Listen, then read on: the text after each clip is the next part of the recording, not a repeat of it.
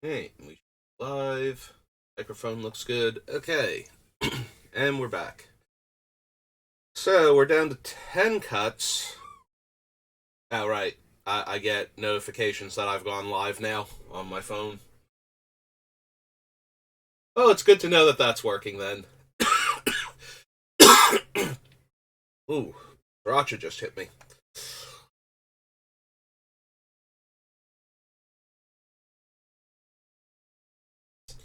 Okay.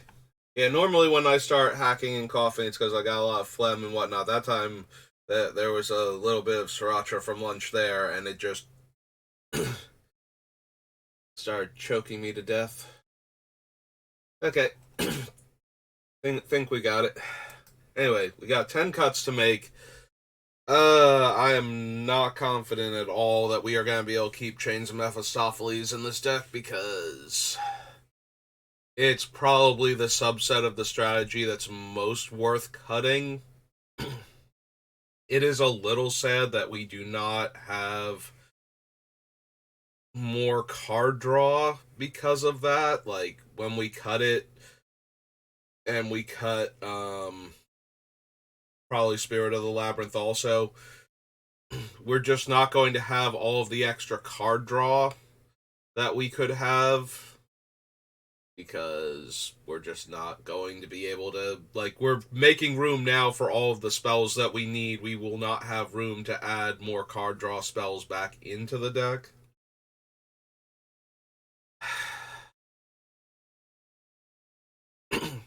Like, ultimately that's probably going to be okay. We are constricting everybody's mana, ourselves the least, but certainly we are doing it to ourselves also. So we care more about card selection than card draw. Like, tutors are way better than like draw sevens in this deck. We need to get the very specific spells that we need in order to lock the rest of the players out of the game more than we need to draw a ton of cards all at once. So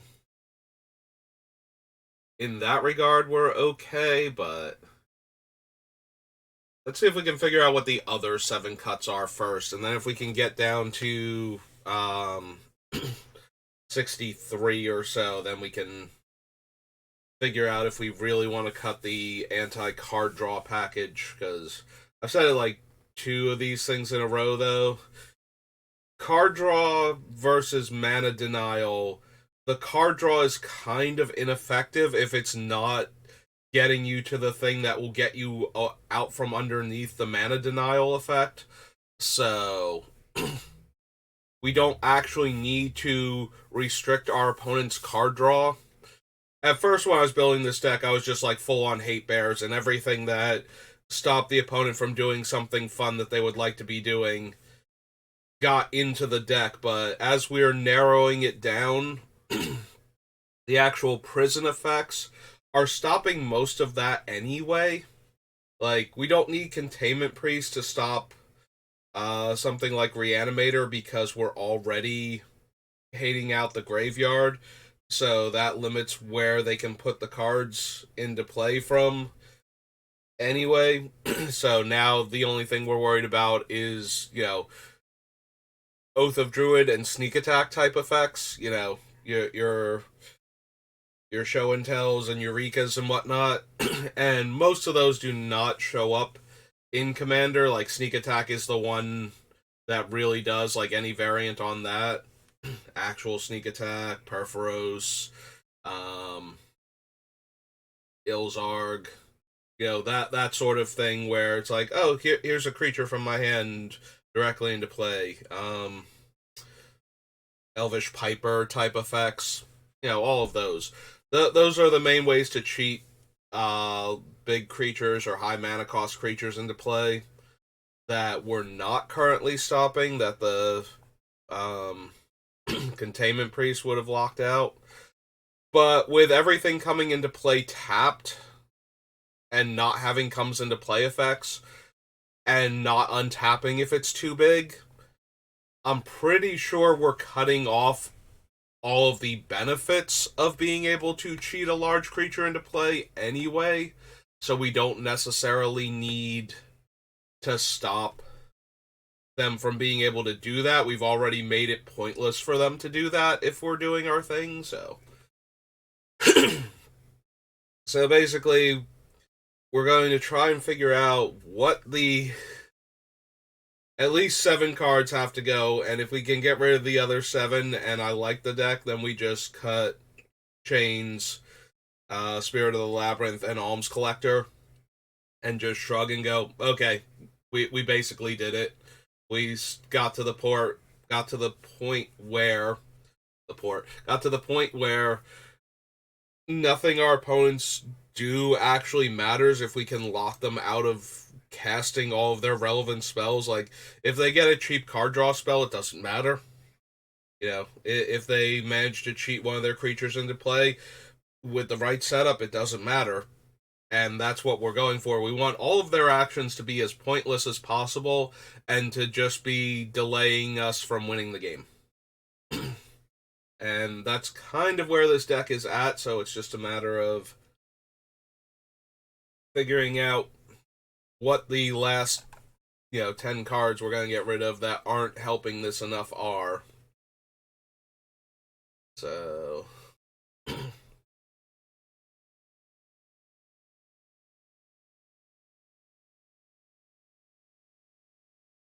Pyrrhic Tutor, Aura of Silence, Null Rod, Static Orb, Oath of Lieges, Crackdown, Vindicate.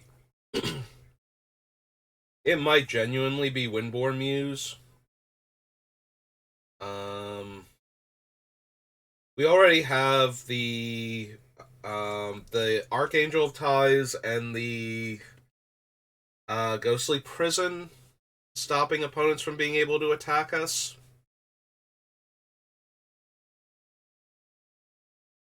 So Windborn Muse is definitely a card I could see taking out. What if we... let's copy it instead of cutting it. Let's start putting the cards that I think we can cut over here. And then we'll see if we're at enough at that point. So I think we're going to be able to ultimately cut Chains, so...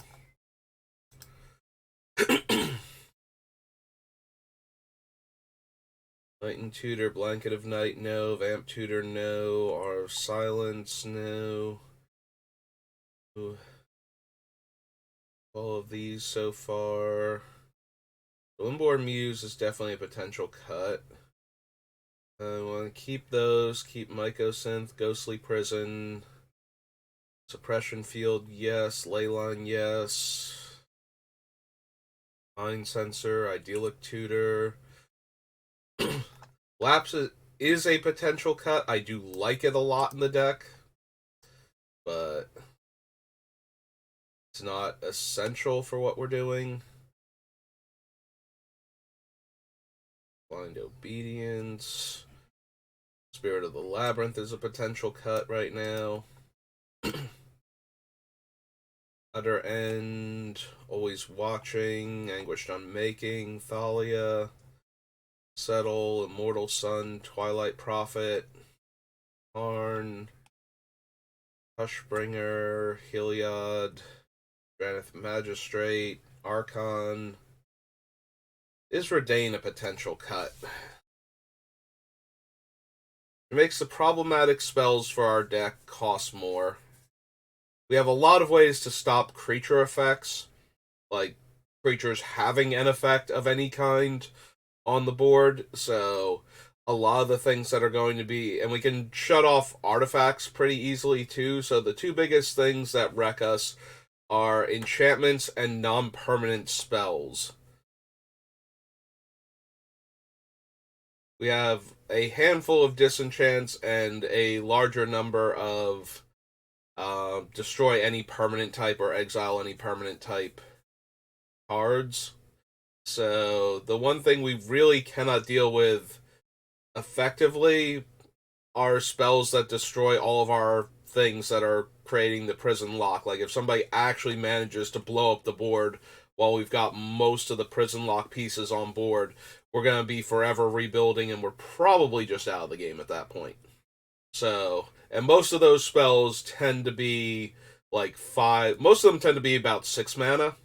That's where we're planning on going with Sanctum Prelate, who's lower on the list, but like 8 mana is not an unreasonable number to get to in Commander, but we do inhibit a lot of mana production, and then we also prevent a lot of lands from untapping, so we can stonewall people enough where making their spells cost 2 more mana is going to be relevant. Like, it will actually stop them from ever being able to cast the spell before we just win. So, I do like her, but I like a lot of the other things we've got going on too, and I don't know that we need her. And we were definitely looking at Redain for the front. I went over this I think the last stream, but the backside of her is useful, but ultimately not what we're here for. Alright. I guess we put Redain on the potential cuts list, because she is one of the few cards we could cut here. Lysa could be one of the cards that we cut. She's a backup for the anti-reanimator strategy, but the creatures themselves are not the biggest problem. We do want to be able to stop graveyard recursion, but we want to be able to stop it more for infinite loops with spells than we want to be able to stop creatures, because we can do a lot to stymie creatures with all of our other things. To be fair, though, if the creature has a static effect, that hurts us a lot. If it's a hate bear against what we're doing, then Lysa's helpful, because if we can kill it or stop it from getting into play the first time, it won't come back. And we do need effects like that. We have the 2 others, so there's still an argument that we don't need her for that. And getting my creatures back if they die, it's helpful, but they are off the table for a limited period of time until I can recast them, so it does make players have to basically kill Lysa first if they don't just need to temporarily get rid of one of my prison pieces that's in creature form. So she's definitely still a potential cut, though, so we'll put her over there. Brilliant Restoration, we tried to cut it, then I realized that's probably not going to happen. We do need ways to get back our prison pieces if somebody actually does manage to wrath the board and break all of them in one go. So, Mother of Machines, only keeping her, Grand Abolisher, Hushwing Griff, Garrick's Wake, Archangel, Sanctum Prelate, Generous Gift, Winds of Abandon, Gothy Voidwalker, Opposition Agent, Darksteel Mutation. The Alms Collector can probably go. If we had room to keep one of the 3 anti-card draws, this would be the one, because it lets us draw an extra card when they would draw multiple cards, so it does not stop players from, like, our opponents from going, play this thing and draw a card, play this thing and draw a card. Like, they get to do that all day long and we don't get anything out of it, but if they go to Wheel of Fortune or something, instead of getting to draw 7, they get to draw 1 card and I get to draw an extra card. So, although that usually means that nobody's going to cast spells like that, but, you know, something along the lines of a draw 2 or draw 3 or draw X means that I would get to draw a card instead.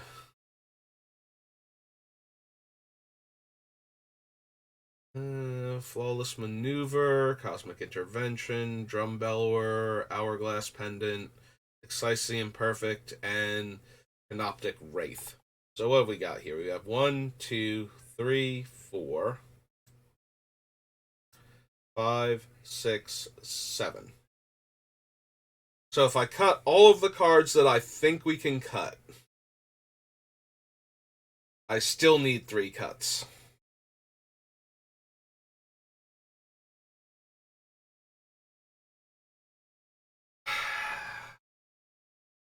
I'm still not 100% thrilled about cutting either Redain or the Lapse of Certainty.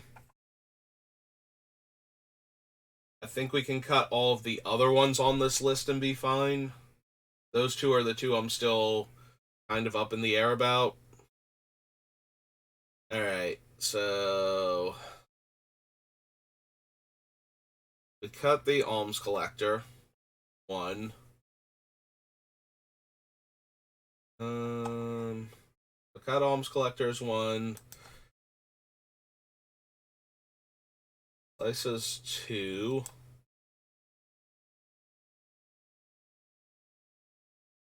Spirits 3.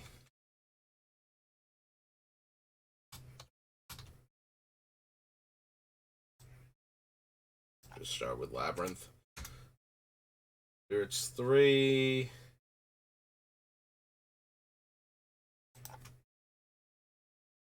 Chains is 4.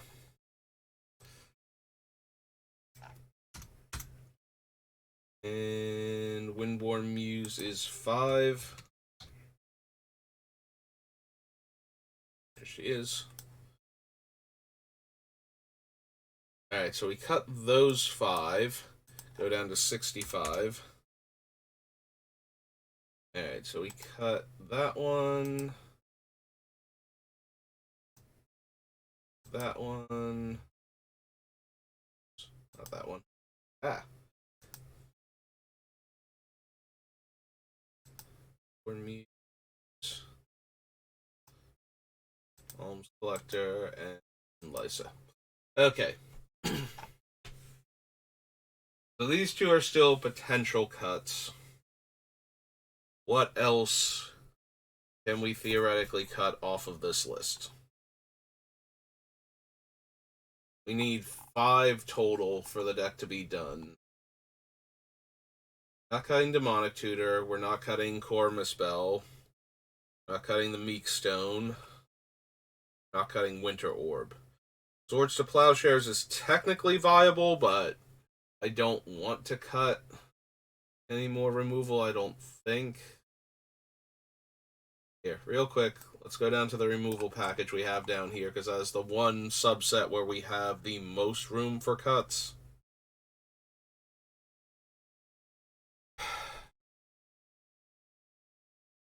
You know, as I'm scrolling down here and I'm looking at it again, I'm wondering if we cut in Garrick's Wake. It is 9 mana in a deck where we are restricting the amount of mana people have access to. That is a hard card for us to cast when we don't ramp in any meaningful way. We basically make sure we hit our land drops or that we don't fall behind other players, but that's it. We do not have tons of ramp in the deck. So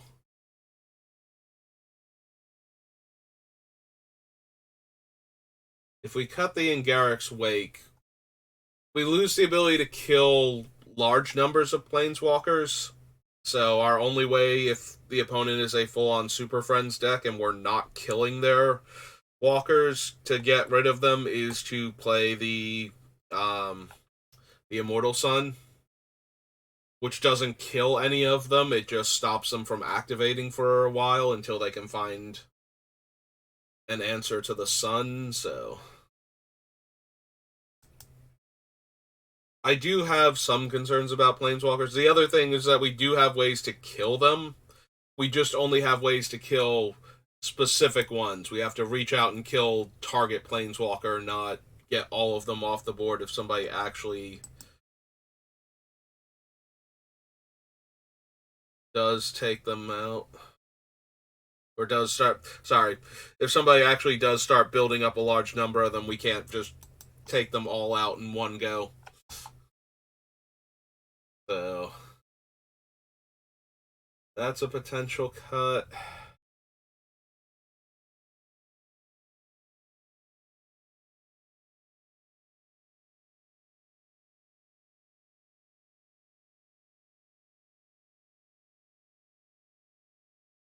I'm wondering if we get rid of one of either Darksteel Mutation or Oubliette.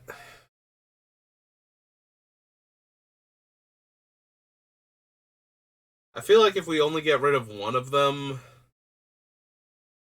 we get rid of the Darksteel Mutation. It's a lot easier to get the Darksteel mutated commander off the table than it is to get the commander out from underneath Oubliette. Like, anything that gets them out from underneath Oubliette also gets rid of Darksteel mutation. And the only way that's actually bad is if you're exiling, like, everything, at which point in time the Oublietted commander will come back and they'll have access to it again, whereas the Darksteel mutation one would get exiled along with everything else anyway, so they'd have to recast it. That's like the only real drawback between the one over the other. Also, Darksteel mutation is 1 mana less, so it's possible to like double spell, or if we're trying not to, tap too many of our lands because we have a Winter Orb out and we're not able to get ourselves out from underneath it just yet. Alright, so Darksteel mutation if I really need another cut from the removal package. Less pendant. Delaware, Cosmic Intervention, Lawless Maneuver, Void Walker, Wind of Abandon, Prelate,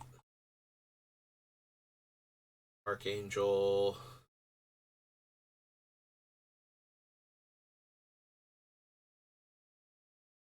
Riff, Grand Abolisher,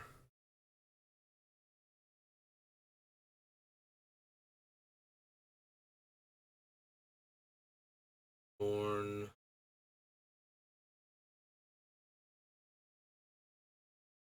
Every time I think we could get rid of Elish Norn because she's more expensive than the others, I remember that all of the others are very specifically creatures coming into play. Norn is the only one that's like, no, there are no comes into play effects for the opponents, and then it's just like, no, she gets to stay. She shuts off landfall. She shuts off constellation. She just kind of needs to stay in this deck. Archon is too much of a backup to two different subtypes of cards that we're running. Like, it's a secondary rule of law and has half of Thalia Heretic Cather's effect, so both of which are relevant to our deck.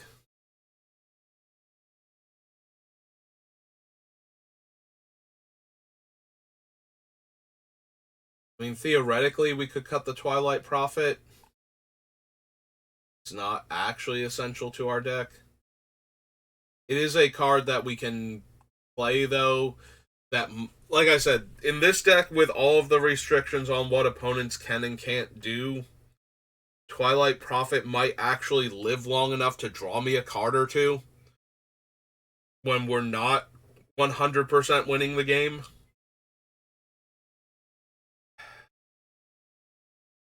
It's still a potential cut, though.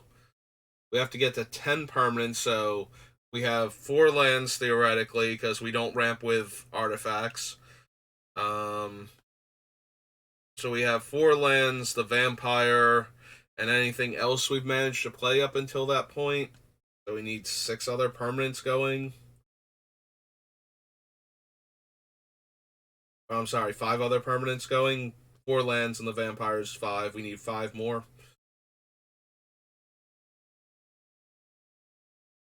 I suppose it's a potential cut.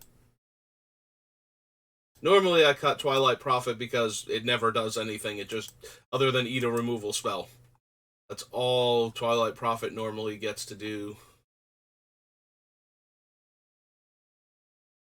The other reason I don't want to cut it is we have like next to no card advantage in this deck, so Exile, Idyllic Tutor, Mind Sensor, Playline, Suppression Field, Ghostly Prison, Psychosynth, Rule of Law. Really want the Transfixer. Gives us ways to tap our own Static and Winter Orb, and I just desperately want that in this deck. I want to be able to get out from underneath our own prison effects for a turn. Kismet, land tax. Yeah, Winter Orb, Swords, Meekstone, Ormus Bell, Demonic Tutor. So in theory, I could cut these 5 and be done, and we are really, really struggling for anything else that we can cut. They take like 1, maybe 2 more passes, and then do a double check on the count, make sure we're actually at 65, and I don't get to keep any of these, and then we'll figure out the land. So, tutor, combo piece, removal, combo piece, removal, combo piece.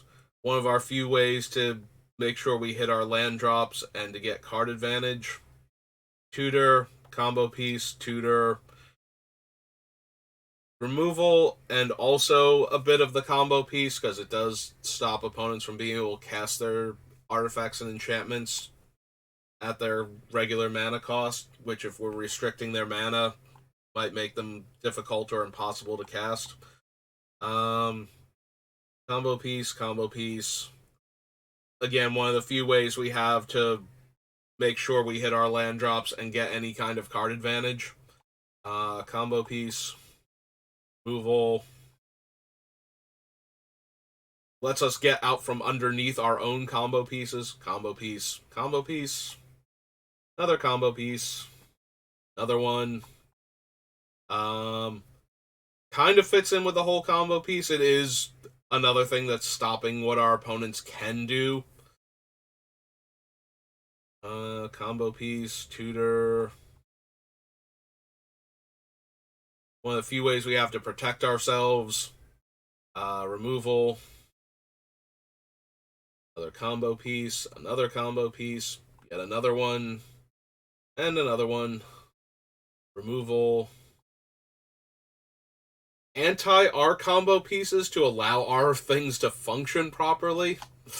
So another way to get out from underneath our own setup. Removal, combo piece, removal, and one of the few ways we have to get card advantage. Another one of the few ways we have to get card advantage. Combo piece, removal, combo piece.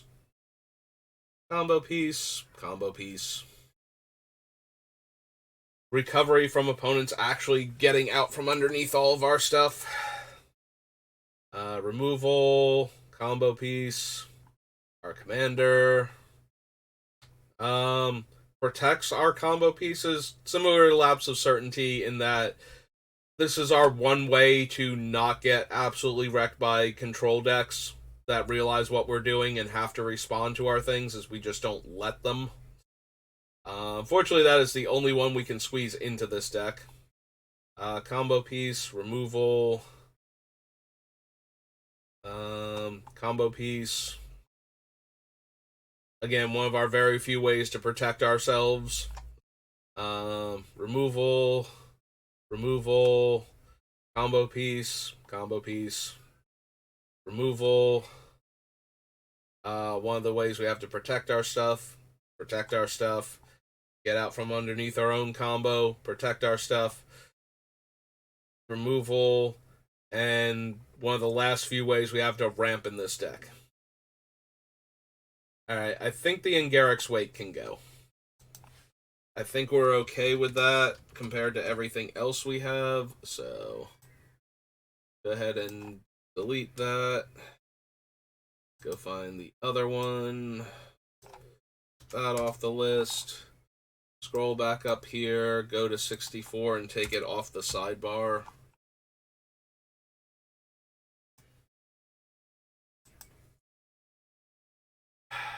We can probably get rid of Darksteel too. Like, just go ahead and wrap that one up. So 63. Kill it there. Knock it off the list.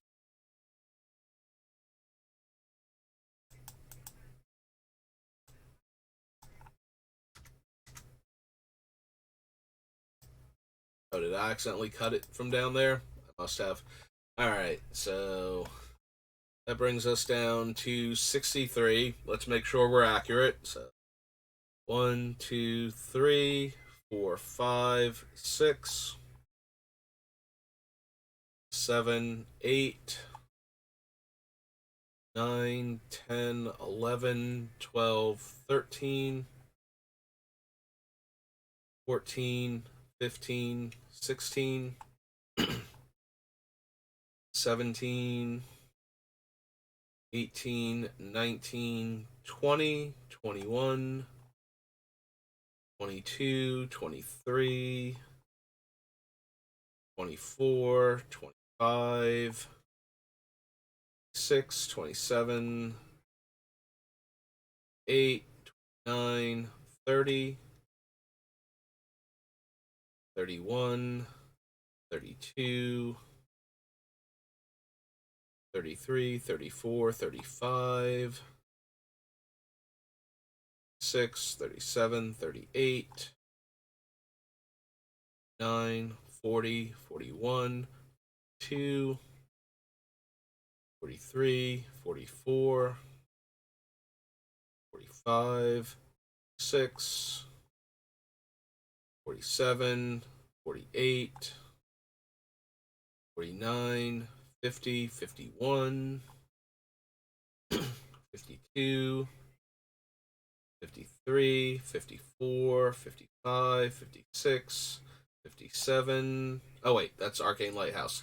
56, 57, 8, 9, 60, 61, 62.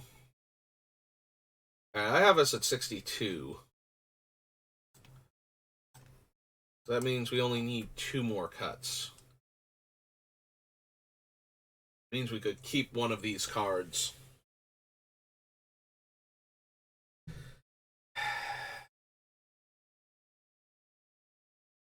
Alright. So if we only need 2 more cuts. Yeah, I think ultimately the Twilight Prophet can go. So let's cross her off the list.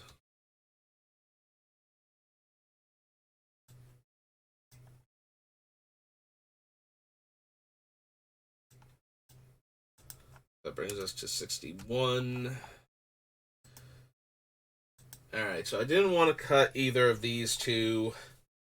Is there any other card? Is there any removal spell that we don't super need?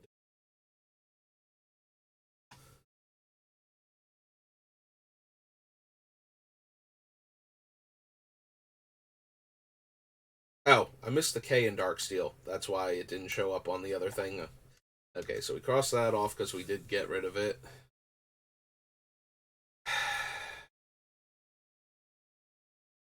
Doesn't really look like it.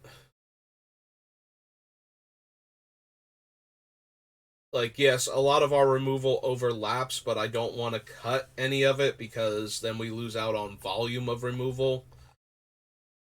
And since a lot of it is targeted, we're going to need to be very deliberate with what we kill with it, so I kind of want to have backups in case we make a wrong decision somewhere, like something looks really scary and we kill it, and then we're down a removal spell, and then something that we actually had to kill shows up. And it's like, well, the other one was scary and we probably needed to kill it, but that thing is definitely going to ruin us if we don't get it off the board. Like that kind of scenario. It's possible it's flawless maneuver.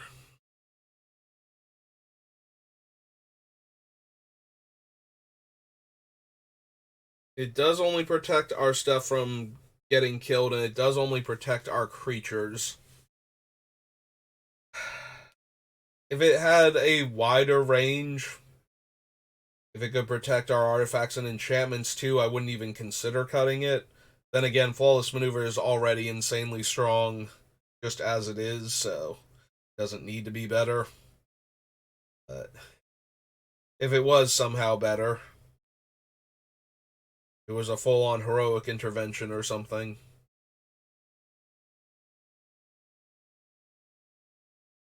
The Flawless Maneuver is a potential cut. It is still protecting all of our creatures from targeted removal, board wipes. That's nothing here. So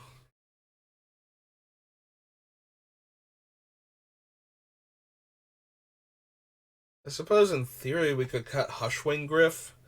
We have Hushbringer, Torpor Orb, and Elish Norn to shut off creature comes into play abilities.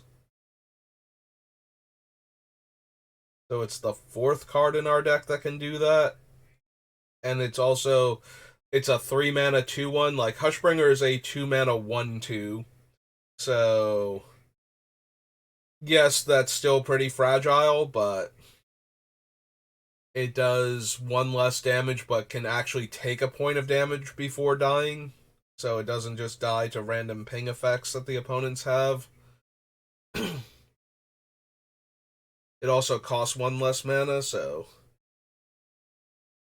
Right, I'm not misremembering. Hushbringer is actually like 2-mana 1/2 flyer. Yeah. Lifelink's not super relevant, but it's also shutting off more, so maybe we can do the Hushwing Griff instead. That is a possibility. Let me consider our other options, because it might just be correct to cut Redain over cutting Hushwing. Creature comes into play abilities are something I'm more worried about. Although, like I said, I do like the idea of putting off our opponent's spells. It's also possible it could be Lapse of Certainty, but when somebody finally gets to the part where they can cast one of the big board wipe type spells that would get rid of all of our stuff, if it's not something like Obliterate or backed up by a Boseiju or something, I would like to be able to just say no to it. Also, until you've gotten hit with Lapse of Certainty, it's out of a non-blue deck, it's really hard to be prepared for your opponent to counterspell. Like, it's kind of like the mentality of Mana Tithe in like Vintage Cube and whatnot, where if your opponent's not playing blue, you tend to not think counterspell until you get hit by one. And Lapse of Certainty can just hit any spell, so whatever it is that is the problem, with the added bonus that they might not be able to cast it again next turn when they draw it, really does push it up higher on my list of things I would like to have in the deck.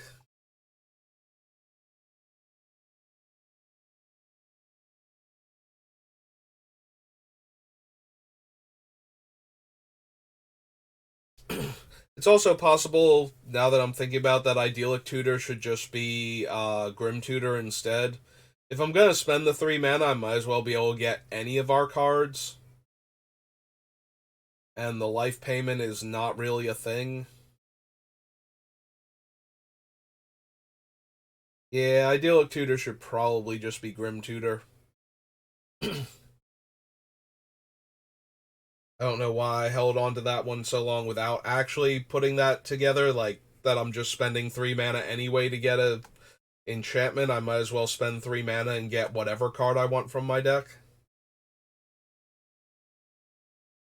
And just take the extra 3 life, because that's just better. Being able to tutor for one of the powerful artifacts or creatures in our deck is definitely worth the 3 life and the slightly more complicated mana cost.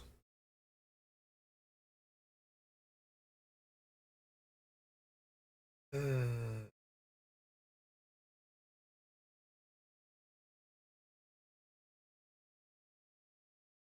okay, so I think we go. Let's go to starter and make that change real quick. Grim Tutor.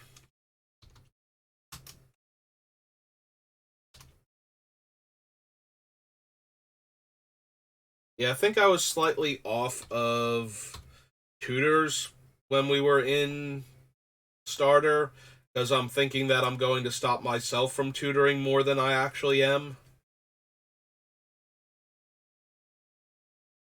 But yeah, let's run the Grim Tutor instead of the Idyllic Tutor.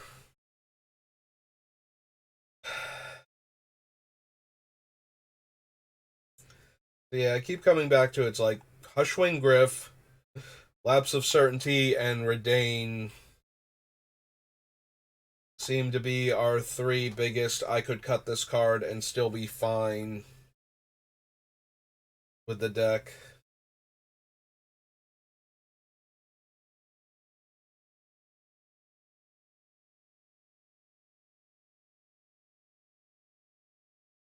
Yeah, I kind of want to keep the Redain in the lap, so I think we're going to cut Hushwing Griff. I think Hushwing Griff is our last one. It's close. There's an argument to be made, like, if you want to run Hushwing Griff instead of one of either the Redain or the Lapse of Certainty, by all means. Just like everything else, if you disagree with any of the cuts I've made, please run the cards that you think will be better and enjoy playing the deck. But I think that's going to do it. So that's going to be our 60. Now let's figure out our lands. Alright, Scrubland, yes. So we had Strip Mine on the list because it was early in the thing, and Strip Mine is a very unfun card and restricts our opponent's mana. It restricts one player's mana by 1, and we do not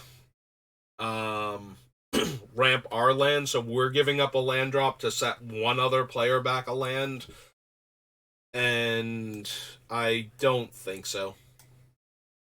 I think we can just go ahead and get rid of that one. Stronghold can stay for right now. We probably do not need any of the fetches. We don't have any payoffs for doing it, and thinning our deck out of lands is actually to our detriment if they're not going to be mana producing lands. Like, if I play a fetch and crack it and go get a land from our deck, that's actually a negative for us because now there's one less land in our deck. We essentially drew 2 of our lands and only got 1 of the mana, but we didn't waste the draw step on the second one. So normally that's a good thing because you're decreasing your chances of drawing excess lands by a small percentage. Here we actually want to consistently hit our land drops early on. So, and we have very few ways to make up for not doing that. We have no artifact ramp. We only have a few catch-up cards with the Oath and the land tax and whatnot, so having one of our lands negate 2 of our potential land draws is actually bad for us in this deck, I think. Blinkmoth Well is one of our things that we're using, so that's going to stay. Godless Shrine, yes. Basilica, maybe. We cut the Armageddons, like all the Armageddon effects, so Flagstones can go. Urborg we're using as a combo piece, so that's staying. Yep, we can go ahead and cut these 3. Bojuka Bog is a backup graveyard hate card. Isolated Chapel taps for mana of any color. Cavern of Souls. I have to double check. How many angels did we wind up with? Because I think we only have like 3. Yeah. Drana and Linvala. Archangel. Oh, it's 2. It's the angel in Archangel of Tides. That is the other one. And we cut Twilight Prophet, so I don't think we have any other vampires either. Yep. Alright. So Cavern of Souls can go, because it's not protecting enough of our creature types anymore.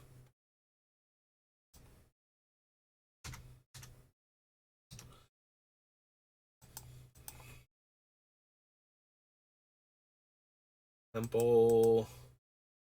Shambling Vent. Shambling Vent comes into play tapped. It costs 3 mana to animate, which is going to be very difficult when we're constricting mana. I think it's unrealistic to try and run Shambling Vent.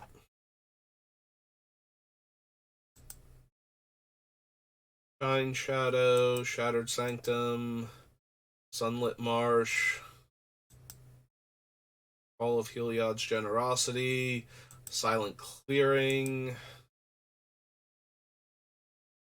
Man Tower is always a dual land that comes into play untapped. Lighthouse lets us kill our opponent's hexproof things and shroud things. What was the exact wording on Path to Ancestry? Because I think that's the one that requires the creatures have the same creature. Oh, right. It's Path of Ancestry. Enters the battlefield tap, so that's already not great. 1 mana in your commander's color identity. Creature spell that shares a creature type with your commander, scry 1. Yep, that can go. We do not do that anymore.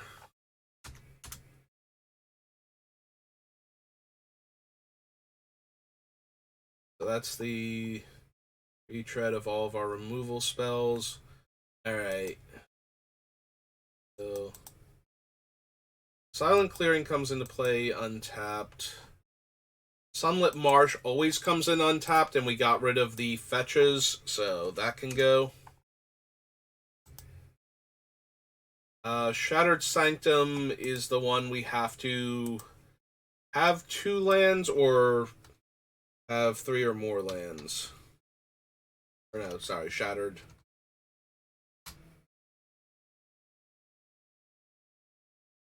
Unless you control 2 or more lands. So that one comes into play tapped early and untapped late, which I think I prefer in this deck because a lot of the time we're not going to have it early, and when we do have it early, we can either, like, the number of times we're going to have it in our hand early and not have other lands to play so that it can come into play untapped and it's going to slow us down a little bit feels like such a convoluted, like a reasonable scenario, but still kind of convoluted. Like things are really not going our way if that's the only other land we have at the time. So I think we can run the Shattered Sanctum. Like one of these is going to be the other one. It's not Shine Shadow Snarl. This is the one where we can reveal the planes or swamp to have it come in untapped. Yeah, okay. Similarly, this one's more likely to come into play tapped later on, so if I wanted to cut another one, I could. But let's make sure. Temple of Silence always comes into play tapped, gives us a scry. Isolated Chapel is the one if we control a plains or swamp. Hello, Fano. Welcome to the chat. So, I think Isolated Chapel can definitely stay. Bojuka Bog always comes in tap. Yeah. I don't know why I'm scrolling up when I can just up-click each time. Herbor, Godless Shrine we can have enter untapped. Alright, so I think we skipped the one from... oh god, what was the other set that had those where... The fast lands from Scars of Mirrodin. I think we skipped the white-black one already. So that just leaves us with, like, I think we keep the Shattered Sanctum. We can cut the Shine Shadow. Uh, oh, our commander, that is Drana and Linvala. We are using them mostly as a springboard for creating a prison lock where the opponents just don't have any options. So they are taking away activated abilities. We have other cards that take away comes into play abilities, death triggers, um, not letting their artifacts activate, not letting them search. And eventually we're just going to lock all of our opponents completely out of the game. But yeah, I think we can cut Shine Shadow. We definitely don't want our lands coming into play tapped for the most part, so they gotta have something going on if they're gonna do that. And Shine Shadow in the mid to late game, we have already played out our lands, is going to come into play tapped, so.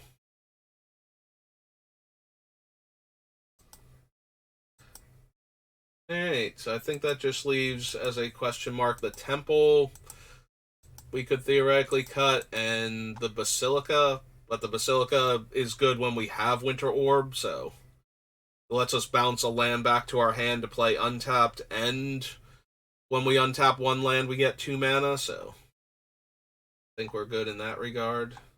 There's also a question now since we cut the damping orb.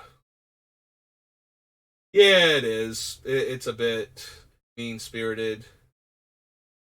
Uh, our anti graveyard stuff, we have the Leyline of the Void and Dothy Voidwalker to stop cards from getting into the graveyard.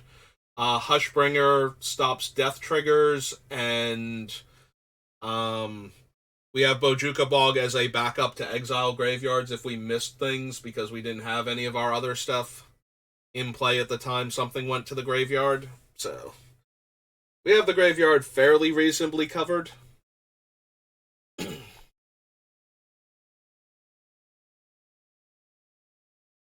Alright, so that brings us down to 14 lands out of 40, so 26. Do we want an uneven split? Is there a good argument for or against it?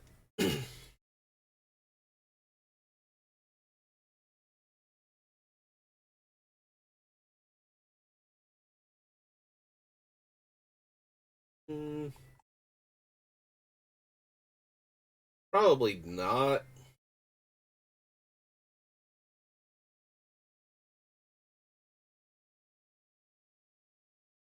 It does feel like we're slightly heavier white than black with a lot of our cards, but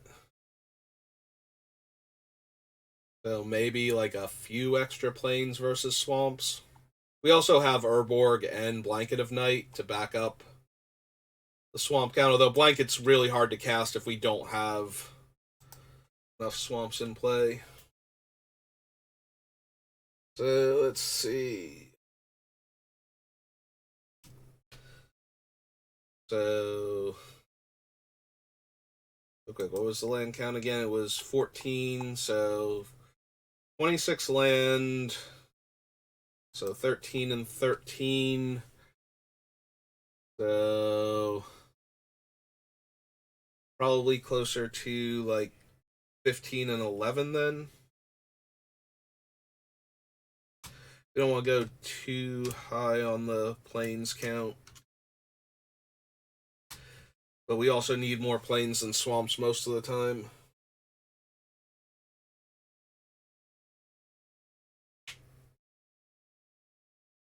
Mm. That's fair. You can use basically any graveyard hate you want. I am partial to the ones where they never actually get into the graveyard in the first place, since that takes away a lot more options, like Eldrazi Titan shuffling your graveyard back in, Reanimator strategies, all the all the fun stuff. But yes, as long as you can get rid of the graveyard consistently. Should be good. Alright, so I think we are done. Drana and Linvala. And we cut Trains of Mephistopheles, and I am sad inside. But it's the right call. This was not the deck for it.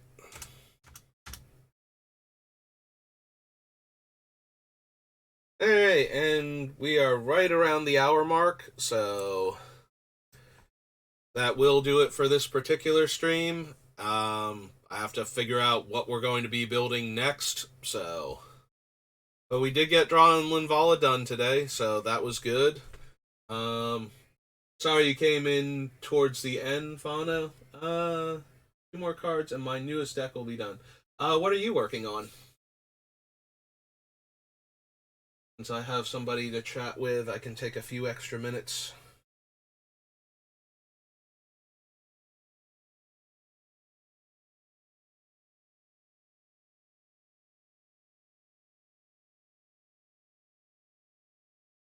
Hey.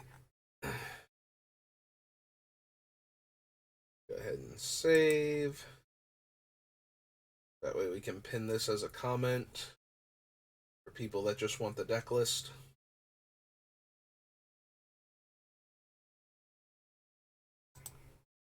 Is that the... You said you like Life Gain. Is that the one that based on the toughness of things?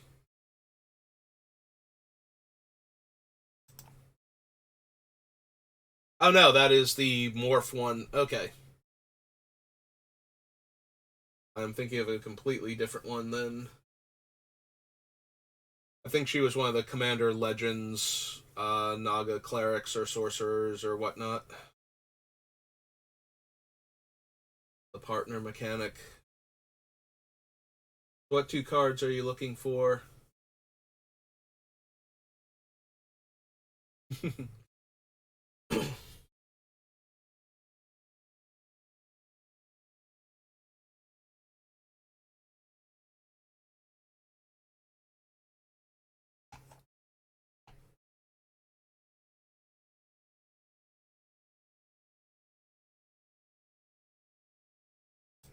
Oh, is she one of the cards that you need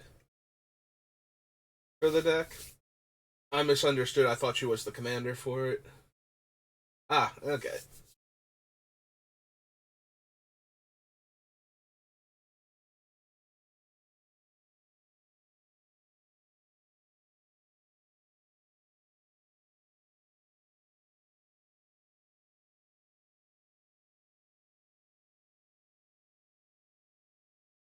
Seaborn Muse. Okay. Yeah, it's a good one to pick up.